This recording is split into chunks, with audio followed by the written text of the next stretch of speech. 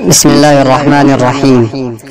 محدث کشمیر حضرت مولانا مفتی نذیر احمد صاحب قاسمی دامت برکاتہم العالیہ نے موجودہ حالات کے تناظر میں فرمایا کہ کورونا وائرس یقیناً ایک وبا ہے جو اس وقت بہت سی جگہوں میں پھیل چکا ہے، لیکن ڈرنا نہیں چاہیے۔ جس کے بارے میں جو فیصلہ اللہ کی جانب سے ہوا ہے وہ ہو کر ہی رہے گا۔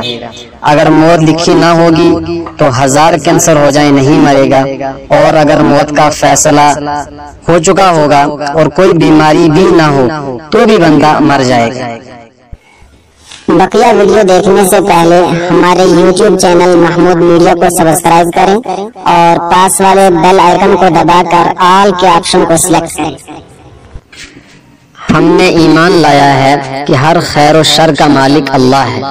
آمنت باللہ و ملائکتہ و کتبہ و رسولہ والیوم الآخر والقدر خیرہ و شرہ من اللہ تعالی والبعث بعد الموت۔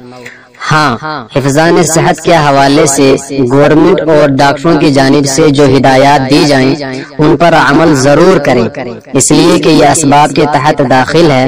احتیاطی تدابیر اختیار کریں، البتہ وہمی نہ بنیں، اور 4 چیزوں کا اہتمام ضرور کریں۔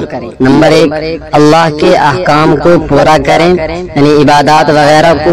نمبر 2، منہیات یعنی اللہ تعالیٰ کی حرام کردہ چیزوں سے بچیں۔